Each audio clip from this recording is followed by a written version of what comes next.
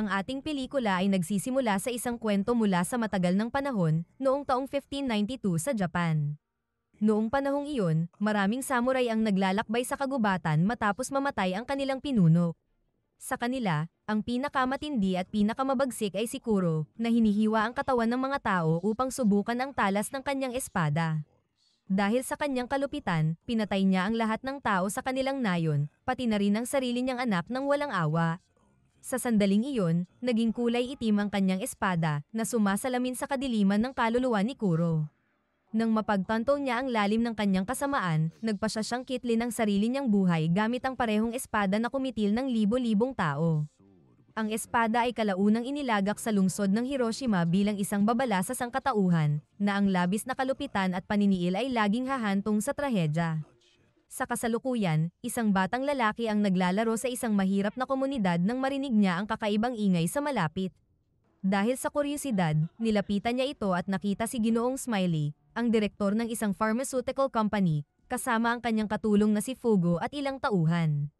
Sila ay nagbababa ng isang misteryosong kahon mula sa sasakyan. Pagkatapos iniutos ni Smiley na patayin ang lahat ng kanilang katransaksyon kung saan nila nakuha ang kahon upang walang makaalam tungkol sa operasyon.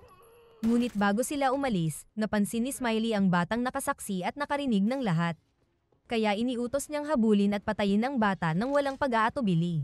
Sinimulan ng mga tauhan ang paghahabol, ngunit nadapa ang bata at nawalan ng malay.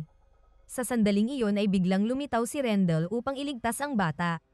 I found him. Napansin ni Smiley ang isa sa kanyang mga tauhang tumatakbo sa takot, kaya nagpasya siyang umatras, inuuna ang kaligtasan ng kahon kaysa sa anumang agarang panganib. Sa huli, nailigtas ni Rendell ang bata, na hindi alam kung ang misteryosong nakamaskara ay mabuti o masama. Hindi maalala ng batang lalaki kung paano siya napunta roon, ngunit naaalala niyang tumakas siya mula sa isang ampunan. Inalok niyang makipagkaibigan kay Rendell ngunit nanatiling tahimik ito at dinala siya sa ospital bago biglang naglaho. Samantala, alam ni Smiley na ang lalaking may maskara na si Rendell ay matagal nang sumisira sa kanyang negosyo. Mula nang namatay ang lolo ni Smiley, isang taong namuno sa kumpanya ng may kamay na bakal, si Smiley na ang humawak sa kumpanya at mas naging malupit pa siya. Isang araw, nang tumakas ang isa sa mga tauhan niya dahil kay Rendell, ikinulong niya ito sa isang hawla sa harap ng lahat, at tinipon ang kanyang mga tauhan upang saksihan kung paano niya tuturuan ng leksyon ang lalaking tumakas mula kay Rendell. Iginigiit na mas nakakatakot pa siya kesa kay Rendell. And the weak will break! Si Rendell ay naninirahan sa isang tagong lungga na napapalibutan ng mga litrato ng mga tao, at sa tuktok ng lahat ay larawan ni Smiley, isang paalala ng kanyang paghahangad ng paghihiganti. Madalas niyang titigan ang litrato nila ng kanyang asawa at anak na parehong walang awang pinaslang. Naalala ni Rendell nang matuklasan niya ang lihim ng kumpanya ni Smiley na gumagawa ng mapanganib at nakalalasong gamot. Bilang ganti, walang awang pinapatay ni Smiley ang asawa at anak ni Rendell. Simula noon, ipinangako ni Rendell na maghihiganti sa kahit anong paraan. Samantala, abala si Smiley sa paggawa ng isang mapanganib na serum na magbibigay ng immortalidad sa sinumang maturukan nito. Hiningi ng mga siyentipiko na magbigay siya ng taong maaaring pag-eksperimentuhan. Pagkatapos lumitaw si Smiley sa isang press conference upang sagutin ang mga pag-atake ni Rendell sa kanyang kumpanya, sinisikap na kumbinsihin ang publiko na si Rendell ang tunay na kontrabida, at kapag daw tuluyan na nitong mawasak ang kanyang kumpanya, siguradong isusunod daw nito ang iba pang kumpanya. Ngunit iginiit ng mamamahayag na si Nena, na tanging kumpanya lamang ni Smiley ang pinupuntirya ni Rendell. Hindi pinansin ni Smiley ang kanyang komento at tinapos ang pagpupulong. Pagkatapos, nakipagkita si Smiley kay Fugo upang alamin kung nabuksan na nito ang misteryosong kahon. Natuklasan nilang may laman itong komplikadong piraso ng bato na kailangang lutasin na parang palaisipan upang mabuksan. Inutusan ni Smiley si Fugo na gawin ang lahat ng makakaya para mabuksan ang mahiwagang bato. Sa kabilang dako, si Nena ay iniimbestigahan pa rin ang kaso ni Rendell at ang nakaraan nito, habang binabantayan din niya si Smiley at ang kanyang kumpanya. Ibinigay ng kanyang kasamahan ang litrato ng lalaking nagngangalang Kurika, na minsan ay niloko si Smiley at tumakas dala ang malaking halaga ng pera. Sinabi rin sa kanya na paparating na sa lungsod si Kurika. Samantala, si Rendell, na puno ng galit at paghihiganti matapos ang pagkamatay ng kanyang pamilya, ay nagsanay araw at gabi upang patatagin ang kanyang katawan at bakal na loob para ipagpatuloy ang kanyang misyon. Bagaman marami siyang pera, nawala na ang kanyang gana sa lahat ng bagay. Sa panahong iyon, nagdala si Smiley ng isang lalaking dapat sana ay magtatrabaho para sa kanya. Sinimulan niyang ikwento ang buhay ng kanyang lolo, isang lalaking napakamapanganib na kayang lipulin ang mga miyembro ng Yakuza. Ang lolo niya ay naghahangad ng immortalidad at nagtungo pa sa Amerika upang tuparin ito sa pamamagitan ng siyensya o anumang paraan.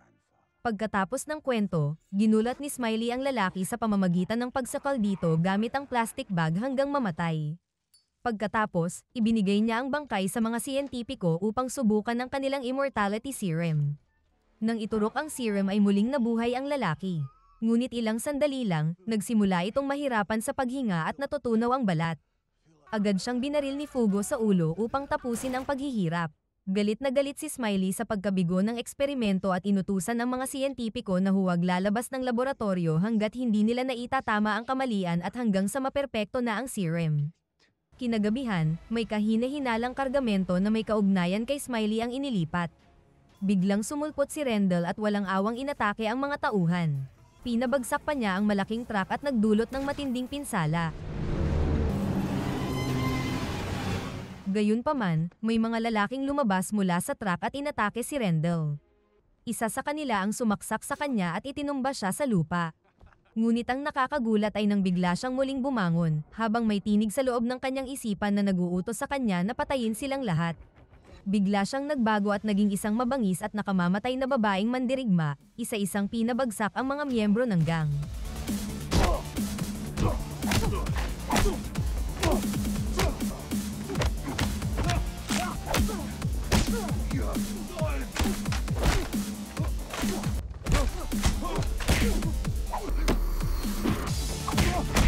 Pinapanood ni Smiley ang lahat ng nangyayari sa pamamagitan ng mga kamera at sa una ay inakala niyang isang ilusyon lamang ito. Ngunit di nagtagal ay napagtanto niyang si Rendell ay hindi talaga nagbago ng anyo, lahat iyon ay nasa kanyang isipan lamang. Inutusan ni Smiley si Fugo na alamin kung paano naging napakalakas at tila immortal si Rendell. Kasabay nito, binayaran niya ang hepe ng pulisya upang ibaling ang galit ng publiko laban kay Rendell at alisin ang hinala sa kanyang sarili. Samantala, dumating na sa lungsod si Kurika. Agad siyang dinukot ng mga tauhan ni Smiley, ngunit nasaksihan ito ng mamamahayag na si Nina at agad na naunawaan ang sitwasyon. Habang iyon ay nangyayari, binalak ni Smiley na gamitin sa kanyang kapakinabangan ang batang walang alaala. Ipinahayag niya sa media na natapos na ang proseso ng pag-aampon at na ang bata ay maninirahan na sa kanya matapos itong mailabas sa ospital. Maingat na binabantayan ni Nina ang mga pangyayari, at bago siya umalis, nakipagkita siya kay Rendell.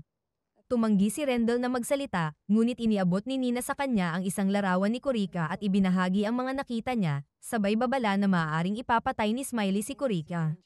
Sa panahong iyon, nagsagawa si Smiley ng bagong eksperimento sa immortalidad kay Kurika.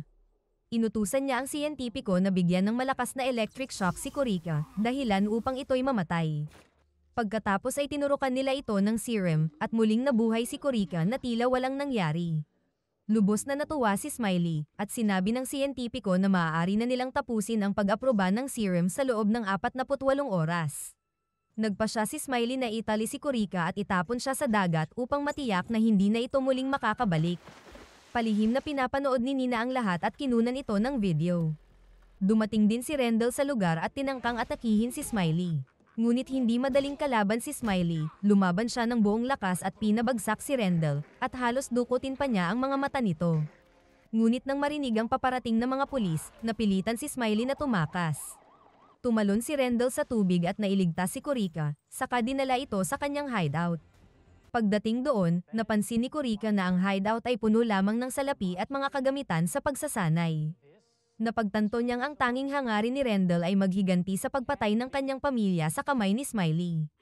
Nag-alok si Kurika na tulungan si Rendell sa pamamagitan ng pagbili ng mga makabagong kagamitan at armas upang matulungan ito sa kanyang paghihiganti, dahil alam niyang hindi basta-bastang kalaban si Smiley. Binigyan siya ni Rendell ng perang higit pa sa hinihingi niya upang masimulan ang plano. Kinabukasan, sinubukan kumbinsihin ni Nina ang hepe ng pulisya na ibunyag ang katiwalian ni Smiley, ngunit tumanggi ito dahil sa malaking suhol na natanggap. Samantala, ginastos ni Kurika ang malaking halaga upang i-upgrade ang hideout ni Rendell gamit ang makabagong teknolohiya at mabibigat na armas. Umalis naman si Rendell upang makipagkita kay Nina, na noon ay nagsisiyasat sa bagong gamot mula sa kumpanyang Vala Corporation. Nadiskubre ni Nina na ang gamot ay lubhang nakakaadik, at kapag hindi ito ininom araw-araw, agad na mamamatay ang isang tao. Habang nagaganap iyon, pumasok si Smiley sa silid ng bata upang suriin kung may naaalala na ito. Inabot niya rito ang isang kahoy na espada na pag-aari pa ng kanyang lolo noong kabataan nito. Isinalaysay ni Smiley ang kwento ng maalamat na espada na Seifu Katana, na pag-aari raw ni Kuro, at kahit ang pagbomba ng atomika sa Hiroshima ay hindi ito nawasak, ito lamang ang nakaligtas sa paglipol. Ipinaliwanag ni Smiley na sino mang humawak ng espada ay magkakaroon ng pambihirang kapangyarihan, kaya ito ay itinago sa loob ng volcanic rock na halos imposibleng buksan. Nang aksidenteng mabitawan ng bata ang kahoy na espada ay nagalit ng labis si Smiley. Sa sandaling iyon, nagsimulang bumalik sa isip ng bata ang alaala, kung saan nasaksihan niyang pinatay ni Smiley ang ilang mga lalaki noon.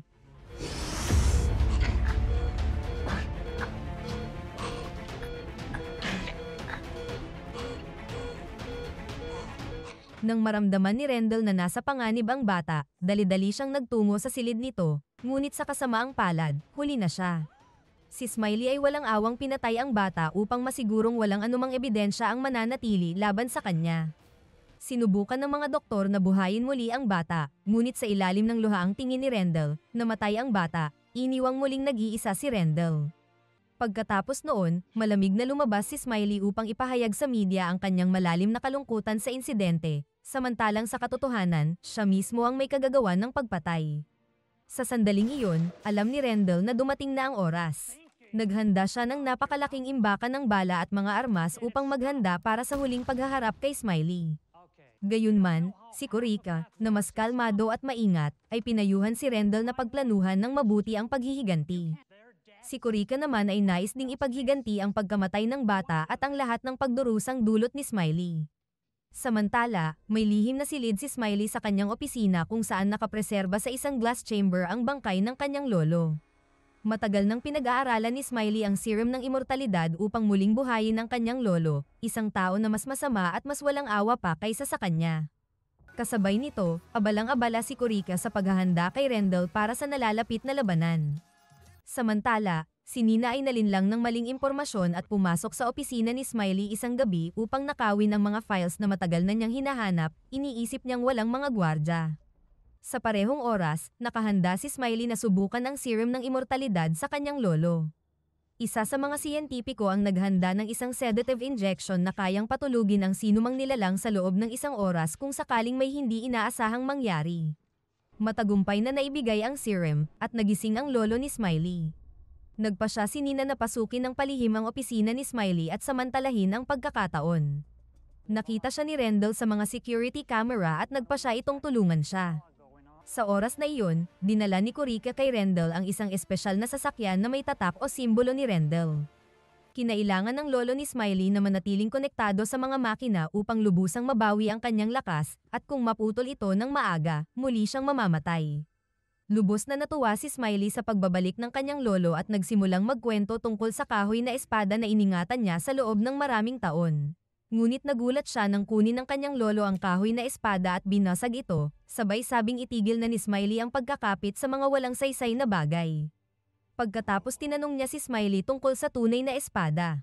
Determinado ang lolo ni Smiley na ipagpatuloy ang kanyang legasiya ng kaguluhan, digmaan, at pagkawasak, sapagkat siya ay tagahanga ng karahasan at kaguluhan. Sa sandaling iyon, matagumpay na nakapasok si Nina sa opisina ni Smiley at nakuha ang mga files. Samantala, dinala ang maalamat na espada sa harap ng lolo ni Smiley. Sinimulan niyang hiwain ang sarili gamit ang kutsilyo at nagsagawa ng mga ritual, ang tanging paraan upang mabuksan ang bato at makuha ang maalamat na espada. Ngunit nang hina siya sa ginawa at humiling ng pahinga, sinasabing oras na lang ang kailangan nilang hintayin dahil kusa nang babukas ang bato dahil sa ginawa niya. Habang palabas na si Nina, aksidente niyang nabitawan ang ilang gamit, dahilan upang tumunog ang alarma. Papalibutan na sana siya ng mga tauhan ni Smiley, ngunit biglang dumating si Rendell at sinimulang pabagsakin ang mga ito isa-isa.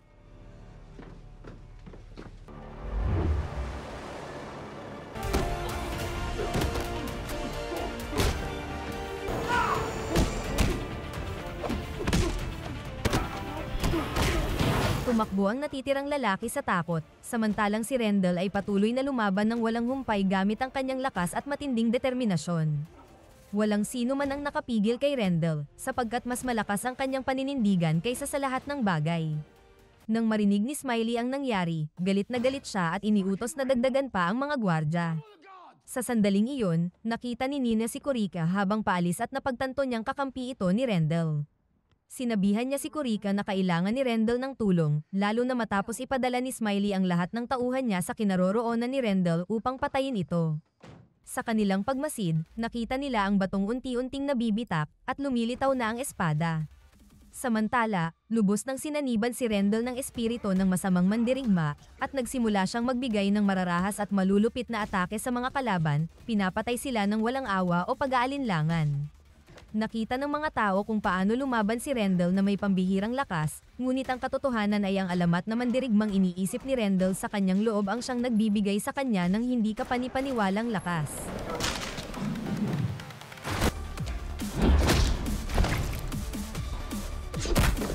Samantala, nakipag-ugnayan si Nina sa hepe ng pulisya at ipinaalam sa kanya ang mga nangyayari sa Valo Corporation. Sa parehong oras, nagharap si Rendell at Fugo, ang alalay ni Smiley.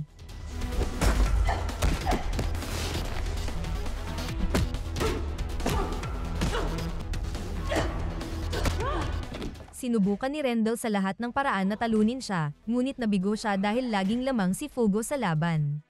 Biglang nagpasya si Fugo na iwan si Rendell at lumakad palayo. Samantala, tuluyang natunaw ang volcanic rock at mula rito ay lumitaw ang alamat na espada ni Kuro. Ginamit ni Smiley ang lahat ng kanyang lakas upang makuha ang espada, ngunit nabigo rin siya. Sa kabilang banda ay pumasok si Rendell sa silid kung nasaan ang lolo ni Smiley. Tahimik na hinugot ng matanda ang kanyang patalim at lumapit sa sugatang si Rendell upang patayin ito, ngunit siya mismo ang nabiktima ng sarili niyang kilos, napatid ang koneksyon ng kanyang mga life support machine dahil lumayo siya rito kaya bumagsak siya sa harap ni Rendell. Kinuha ni Rendell ang patalim ngunit napagtanto niyang patay na ang matanda dahil sa pagka-disconnect ng mga makina. Biglang sumugod si Smiley sa silid, galit na galit, at tinurukan si Rendell ng isang malakas na pampatulog na agad nitong ikinawalan ng malay. Nagpasya si Smiley na sirain ang mahiwagang maskara ni Rendell upang malaman ang kanyang tunay na pagkakakilanlan, ngunit kahit ang matibay na lagari ay hindi man lang nakagasgas dito.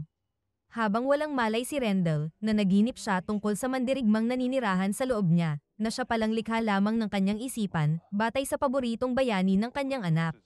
Sa panaginip, sinubukan siyang kontrolin ng mandirigma sa pamamagitan ng pag-atake sa kanya. Sa sandaling iyon, nagulat si Smiley nang makita niyang gumagalaw si Rendell kahit pa may epekto ang pampatulog. Naisip ng mga siyentipiko na posibleng may dalawang personalidad na namumuhay sa loob ng katawan ni Rendell. Pagkaraan nito, nagtagumpay si Smiley na mabuksan ang kapangyarihan ng espada, at nagsimulang dumaloy ang enerhiya sa kanyang katawan mula sa lahat ng direksyon. Nagdesisyon siyang harapin si Rendell sa isang nakamamatay na laban sa loob ng hawla, habang pinanunood ng kanyang mga natitirang tauhan. Dito natuklasan ni Smiley ang katotohanan tungkol kay Fugo, na siya pala ang apo ng alamat na mandirigmang si Kuro, ang orihinal na may-ari ng espada. Matagal nang sinusubukan ni Fugo na ilayo ang espada sa maling mga kamay dahil sa malaking panganib na taglay nito. Ngunit hindi pinakinggan ni Smiley ang babalang iyon at nakipaglaban siya ng buong tapang kay Rendell. Muling nagising sa kanya ang espiritu ng mandirigma, na nagbigay sa kanya ng lakas upang makapagsagawa ng mga malalakas na atake. Matindi ang labanan, mahusay na nailagan ni Rendell ang isang pag-atake ng espada, ngunit biglang sumugod si Smiley at sinaksak siya, dahilan upang bumagsak siya sa lupa sa harap ng lahat. Habang nangyayari ito, nanaginip si Rendell tungkol sa mandirigmang laging sinisisi siya sa pagkamatay ng kanyang pamilya, bunga ng kanyang walang tigil na pagnanais na ibunyag ang kasamaan ni Smiley. Sa kabila ng lahat, bumangon muli si Rendell, determinado na lumaban hanggang sa huling hininga. Sinimulan niyang bugbugin si Smiley ng matitinding hampas, ngunit nagawa pa rin ni Smiley na pabagsakin siya at saksakin sa likod sa huling pagkakataon. Sa panaginip, hinikayat siya ng mandirigmang sumuko na sa kamatayan, ngunit ang tibay ng loob ni Rendell ay parang bakal na nagbigay sa kanya ng lakas na tila hindi mapapatid. Sa pagkagulat ng lahat, muling tumayo si Rendell. Inihanda ni Smiley ang huling atake gamit ang alamat na espada, itinutok ito sa maskara ni Rendell, ngunit isang imposibleng bagay ang nangyari kung saan nabasag ang espada pagdampi pa lamang sa ulo ni Rendell. Nagulat ang lahat sa nasaksihan nila. Kinuha ni Rendell ang natirang bahagi ng espada at sinaksak si Smiley sa puso, dahilan upang ito ay tuluyang mamatay.